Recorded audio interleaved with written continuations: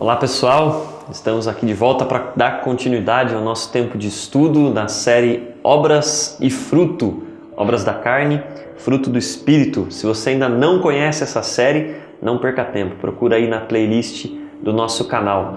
Pastor Marcelo comigo para esse tempo bom de bate-papo aqui. Olá queridos, a graça e a paz do Senhor seja conosco. Essa série de estudo muito importante para as nossas vidas, assista ela completa, tá bom? E compartilha com aqueles a quem você ama, tá? Vai ser muito importante. Amém. Bom, pastor, eu farei a leitura do texto aqui e aí depois eu vou pedir para você fazer uma oração. Queridos, o texto que é a base dessa série de estudos é Gálatas capítulo 5 e a gente está lendo agora nesse momento onde nós estamos falando do fruto do Espírito a partir do versículo 22. Gálatas 5, 22 diz assim: Mas o fruto do Espírito é amor, alegria, paz, paciência, amabilidade, bondade, fidelidade, mansidão e domínio próprio. Contra essas coisas não há lei. Os que pertencem a Cristo Jesus crucificaram a carne com as suas paixões e os seus desejos.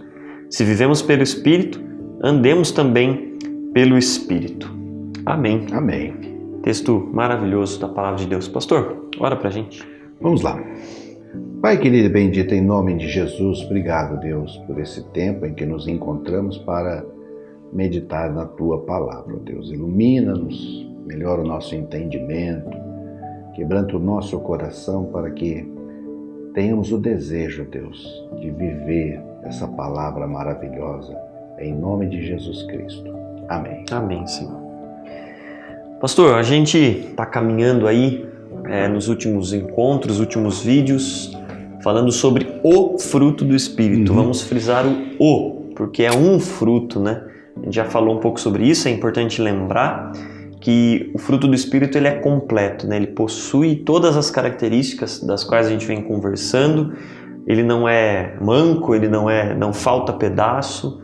Então, diferente das obras da carne que se manifestam de várias maneiras, quem é cheio do Espírito Santo manifesta essas características, né? A gente falou já sobre o amor, a alegria, a paz, a paciência. E hoje nós vamos conversar um pouco sobre a amabilidade. Pastor, o que você pode falar para a gente a respeito dessa característica? Bem, essa é daquelas palavras que cada versão traz uma tradução tentando facilitar. Diferente, tentando facilitar o entendimento, né? Então, amabilidade, tem benignidade, tem delicadeza. Essa palavra, ela está muito focada no trato, em como é que nós tratamos uns aos outros. Sim. Eu estudei com uma terapeuta quando estava fazendo o curso de terapia, e ela é uma pessoa muito interessante, e ela falava sempre algumas coisas que marcaram, algumas falas dela marcaram muito minha vida, e eu trago algumas falas dela. E uma vez ela falou que a verdade, quando dita sem amor, é apenas crueldade. A verdade, quando é dita sem amor, é apenas crueldade.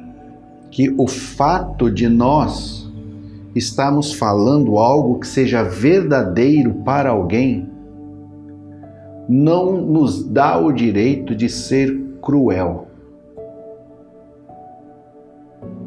E a amabilidade, benignidade, delicadeza vai dar conta disso. Por quê? Porque quando eu digo ser cruel, não é apenas a questão da aspereza, porque a gente vai dizer assim, achar que não foi violento, mas eu não fui violento, eu não fui áspero, não fui grosseiro, eu fui direto, porque a verdade é a verdade, né? Há um ditado que diz que a verdade é dura, mas ela é a verdade. Então, olha só, o ditado já diz: a verdade é dura.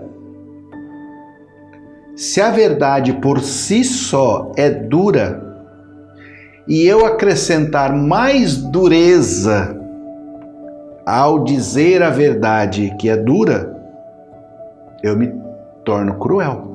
Sim. Porque eu estou potencializando a dureza, né? Já estou trazendo para você aquilo que é duro de uma forma mais dura ainda. Violenta, né? E isso pode ser feito sem nenhuma grosseria. Simplesmente nisso, de que não, eu falo a verdade e sou direto. E primeiro, ou um dos pontos, é que nós precisamos tomar muito cuidado com a questão da verdade. Há uma verdade absoluta que é Cristo. Cristo é a verdade, eu sou o caminho, eu sou a verdade. Cristo é a verdade absoluta. Tirando a verdade absoluta que é Cristo, muitas vezes a nossa verdade é uma interpretação de acontecimentos segundo o nosso know-how. Pode falar, nossa cosmovisão. A nossa cosmovisão de interpretar. Então a gente precisa tomar muito cuidado também. Não, eu vejo pessoas falar, quando alguém pergunta para mim assim, eu falo a verdade, como se isso fosse a verdade absoluta. Aquilo muitas vezes é verdade para mim, porque parte da minha interpretação, do meu código de moralidade, do meu código de que é certo ou errado, para classificar aquilo como verdadeiro ou não. Então ele precisa tomar muito cuidado para impor isso sobre os outros. Então esse é um cuidado que precisa ter. Mas ainda que aquilo que eu vá dizer de fato seja, por exemplo, roubar é errado. Roubar é errado, pronto, isso é verdade. Isso é verdade, vou dizer para você. É difícil alguém discordar disso. Não pode roubar, tá errado. É verdade. Mas eu não preciso ser grosseiro. Não preciso ser seco. Então essa amabilidade, essa benignidade como eu digo a verdade, tendo nessa verdade que eu vou... Verdade, tratamento, vamos dizer assim, como que eu lido com as pessoas em qualquer situação, sendo que nessa delicadeza, benignidade, amabilidade, eu preciso colocar nela outros 3 elementos: amor, graça e misericórdia. Alguns vão falar que misericórdia pode ser empatia, mas amor, graça, misericórdia, empatia. Sem esses elementos, a minha benignidade, aquilo que eu chamo de benignidade, corre o risco de ser crueldade. Enquanto você falava, eu estava pensando justamente nessa palavra, né? Empatia. Eu imagino, né, a gente falando que a amabilidade, a benignidade, a delicadeza tem muito a ver com o trato, né, como a gente se relaciona, e eu acho que falta muito isso nos nossos tempos, né, a empatia.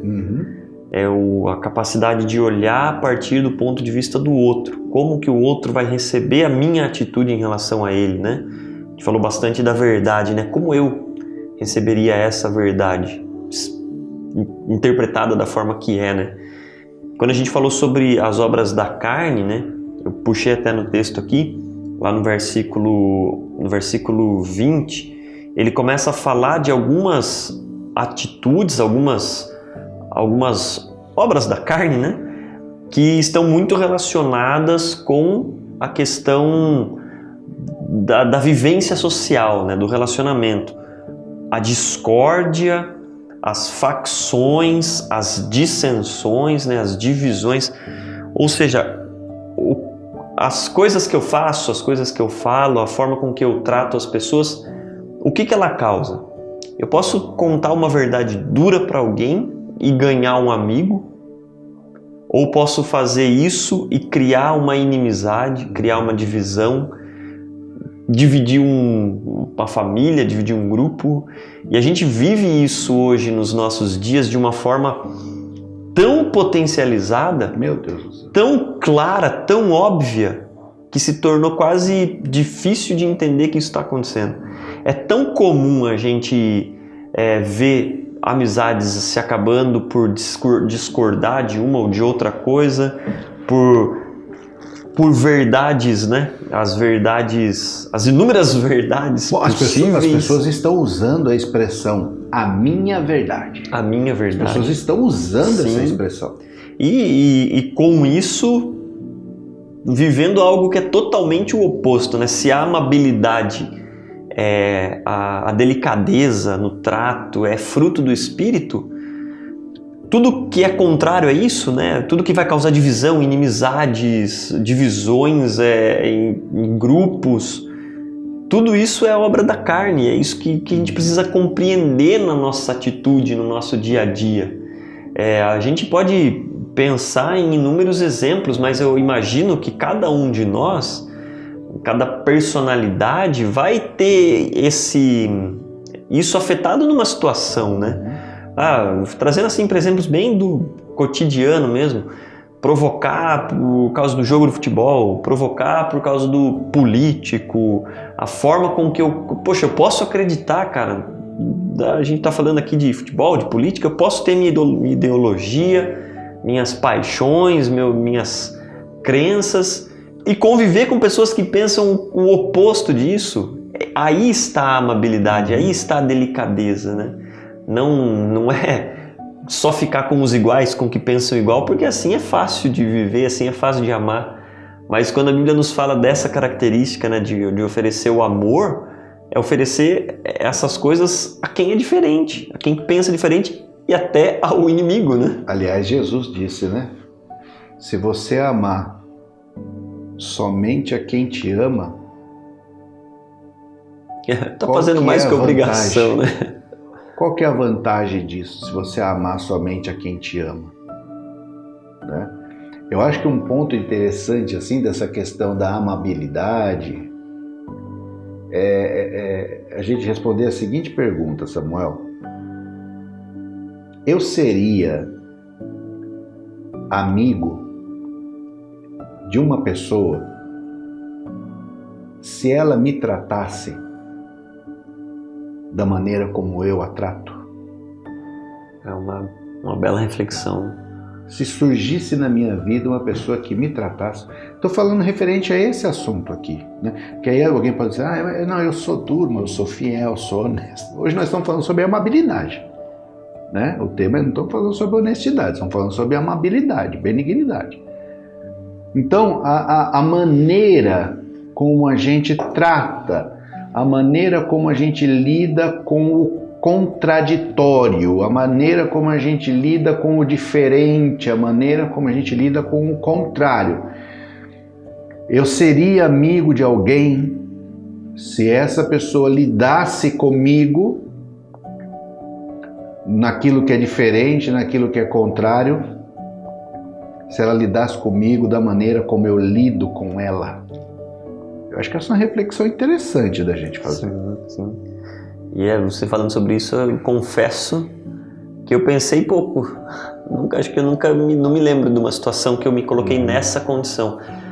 Será que eu me relacionaria comigo nessas condições, né? Confrontando o diferente, falando uma verdade para alguém, né? Quer dizer, uma pessoa que tem pensamentos, interpretações bíblicas diferentes, pensamento político diferente, time de futebol diferente, filosofia diferente, né? Crenças diferentes. Diferentes, né? Quer dizer, como eu trato quem se apresenta assim diante de mim, e olhando isso, eu falo assim, não, eu seria amigo de mim. Tem que olhar também que tipo de amizade que a gente gosta, né? Mas eu penso que, assim, a gente falando assim agora de uma forma mais geral, né, o fruto do Espírito, né, todas as características das quais a gente já está conversando e das quais a gente ainda vai conversar, colaboram e contribuem para que a vida em sociedade, a vida em comunidade seja vivida em harmonia, né? Seja essa experiência de estar aqui com amigos, com a família, no trabalho, possa ser uma experiência de harmonia. Porque, cara, eu hoje no trabalho tive a oportunidade de conversar isso com uma pessoa. Para mim é tão importante ter um ambiente agradável, porque no trabalho, para quem trabalha fora, assim, é onde a gente passa a maior parte do nosso dia útil. Se a gente dividir aí o dia em trabalhar aí 8, 9 horas por dia, e a gente dorme mais ou menos umas 7, 8 horas, né? Poxa, metade do nosso dia útil a gente está no trabalho com pessoas que não são a nossa família, a maior parte de nós, pessoas com quem a gente não tem assim uma intimidade, e a gente quer um ambiente bom, a gente quer um lugar para onde a gente quer voltar, assim como a gente quer na nossa casa, na nossa família. E o que o fruto do Espírito produz em nós são características que vão colaborar. E se a gente encontrar pessoas assim, que vão se complementar nessa harmonia, e se você assistiu o vídeo anterior, né, a gente falou bastante sobre isso, né? Vão criar um ambiente no mundo, no lugar onde a gente vive, um ambiente bom, de paz, de alegria, né? Onde o mal cada vez vai ser uma realidade mais longe, né, ou menos frequente, porque todos têm o mesmo interesse, né, de viver essa harmonia, de se colocar no lugar do outro, de ter um trato com o outro, pensando em que efeitos isso vai causar, né? Acho que se a gente pensasse para fazer as coisas que a gente faz, para falar as coisas que a gente fala, se a gente simplesmente pensasse, a gente já teria uma realidade bem mais leve, né? Imagino eu. Sim.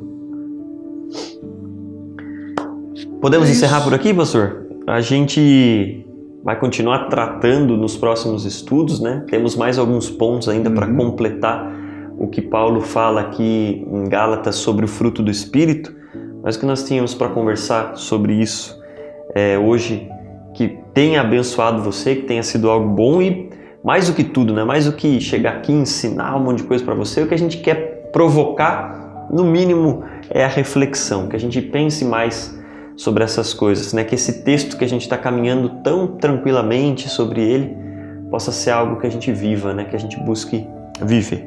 Vou orar então para a gente encerrar esse tempo.